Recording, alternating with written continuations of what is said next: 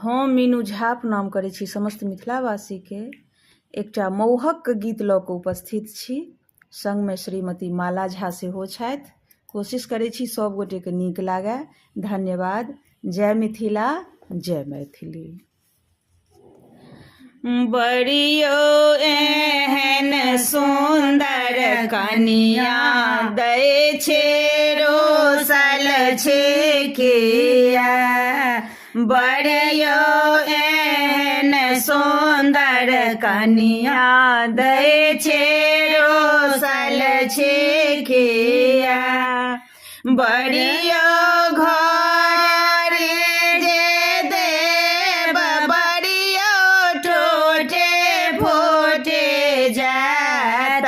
बड़ियो घर जे देब ओत टूटे फाटे जात। बड़ियो पोसल पालल कनिया दै छे सब दिन रहे जात। बड़ियो पोसल पालल कनिया दै छे सब दिन रहे जात। बड़ियो एहन सुन्दर कनिया दै छे रोसल चिकिया। बड़ियो आँठे जे देब ओत मीना झरे जात।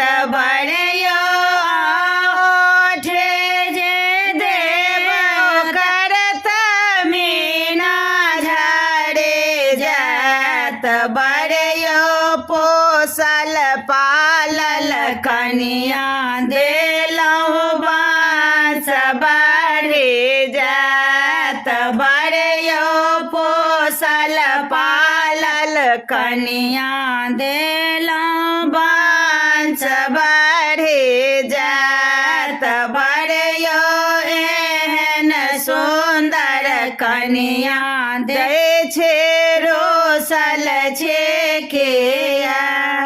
बड़ियो रेडियो जे देब ओत टूटे फाटे जात। बड़ियो रेडियो जे देब ओत टूटे फूटे जात। बड़ियो पढ़ल लिखल कनिया देलहुँ बाँस बदली जात। बड़ियो पढ़ल लिखल कनिया देलहुँ बाँस बदली जात। बड़ियो साइकिल जे देब बड़ियो टूटे फूटे जात। बड़ियो नौकरी वाले कनिया देलहुँ ऐस बढ़े जात। बड़ियो नौकरी वाले कनिया देलहुँ ऐस बढ़े जात। बड़ियो एहन सुन्दर कनिया दै छे